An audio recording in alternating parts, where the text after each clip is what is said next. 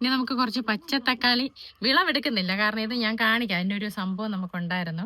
ഇത് കണ്ടോ, ഇത് നിറച്ച് കായ പിടിച്ച് നിൽക്കുക. ഇതിന്റെ തൊട്ടിപ്പുറത്ത് തന്നെ നമുക്ക് ഇതേപോലെ ഇതിനെക്കാട്ടി വിളവ് കിട്ടിക്കൊണ്ടിരുന്ന ഒരു സംഭവം കാണിക്കാവേ. നിങ്ങളെ കുടഞ്ഞിട്ടില്ല, കണ്ടോ. ഇത്രയും പാകമാകാത്തതൊക്കെ ആയിട്ടുള്ള തക്കാളി നമ്മൾ ഇന്നലെ രാത്രി പറിച്ചു മാറ്റിയതാ. അതിന്റെ കാരണം എന്താണെന്നറിയാമോ?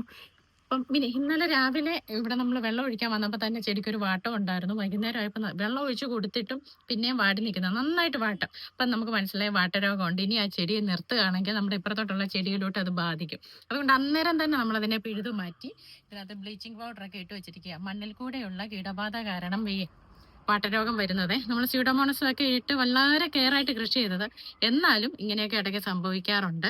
അപ്പൊ നമ്മൾ അത് അന്നേരമേ പറിച്ചു മാറ്റിയില്ലെങ്കിൽ അടുത്ത് നിൽക്കുന്ന ചെടിയിൽ പെട്ടെന്ന് ബാധിക്കും. അന്നേരം വീഡിയോ എടുക്കാൻ പറ്റിയില്ല, അതുകൊണ്ടാണ് ഇപ്പൊ നിങ്ങളോട് പറയുന്നത്. അതുകൊണ്ട് ഇതുപോലെ നമുക്ക് തക്കാളി കിട്ടിക്കൊണ്ടിരുന്ന ചെടിയാണ്.